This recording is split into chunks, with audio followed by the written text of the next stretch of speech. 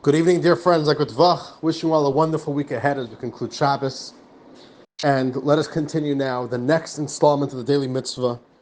This is the 94th day, and today we conclude with our final mitzvah, the mitzvah of forbidden intimate relations. And we will be moving on to a brand new theme, as you will see shortly.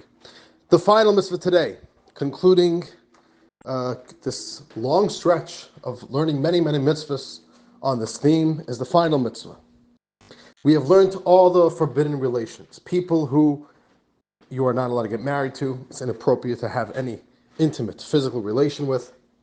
And the Rambam concludes on the final note that anybody who is in that category, that it would be forbidden to get married to or to have an intimate relation with, you are not either allowed to have any physical, pleasurable contact that could lead to an intimate physical relationship. Don't do anything that could lead to something getting out of control, leading to a promiscuous relationship. For example, hugging, kissing, and etc. So even if you're not going to do anything which is already the forbidden act, and there's no actual trouble, but even kissing and hugging or anything which is already a sign of a closer connection and physical touch that is pleasurable, that is forbidden. As the Torah says, Ish el kol she'er b'sadeh lo yisikrivu l'galis erva. A man shall not get close to any of their relatives. They shouldn't even get close to uncover their nakedness. And the Rambam there learns that this is a separate prohibition, that not only is there a prohibition against actually having intimate relations, but they shouldn't even get close, an act that will lead you to have that intimate relation. Now, the Rambam says that we learned all these specific mitzvahs that have to do with forbidden intimate relations. It all is built around the basic law, the basic pasuk in the Torah. Let me make sure I'm finding this over here.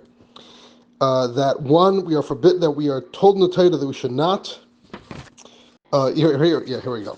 Kemaisei eretz Mitzrayim asher yishaftem bo leisasu.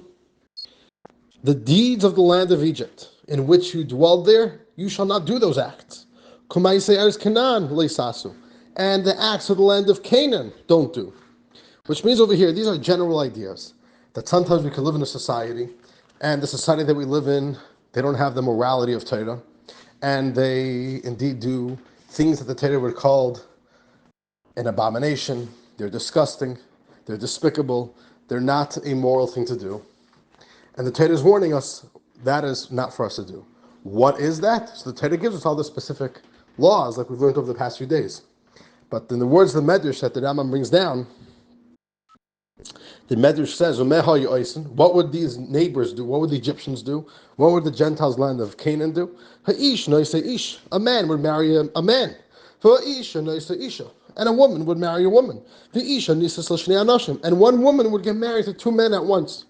So these are the general ideas of the promiscuity that was going on there, and the Torah warns us not to follow that. The final note that the Rambam gives us to wrap up all these mitzvahs about forbidden relations is that if there's a child born out of any of these forbidden relations, that is what we call in Hebrew a mamzer. The child born out of an illicit relationship. The only one who is not considered a mamzer out of this whole list, all the mitzvahs I've learned over the past few days, is a man who has relations with his wife while she is in a state of nida, as we learned earlier, that she didn't go to mikvah. And in that time, when it was forbidden for a husband and wife to have relations, if she bore a child from that relationship, that child is not considered a mamzer, so it's not as severe of a case. It's called a ben nida, a child of a nida.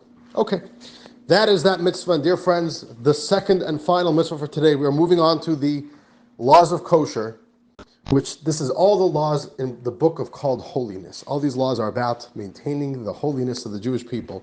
So the way we are in our personal, intimate sexual lives, that is one area where we maintain our holiness. And number two is the way we eat.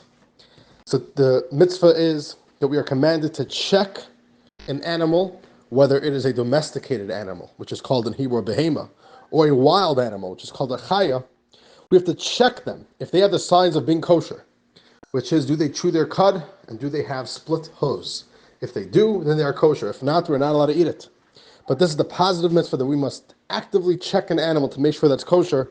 Just checking the animal itself is a mitzvah, as the Torah says, Zois hachaya shatechlu. This is the animal that you shall eat from. And the Rambam says those words, Zois hachaya, this is the animal itself, is a positive mitzvah. Dear friends, that's today's Daily Mitzvah. I want to wish you all a wonderful week ahead. We'll see you all soon. Sei gesund.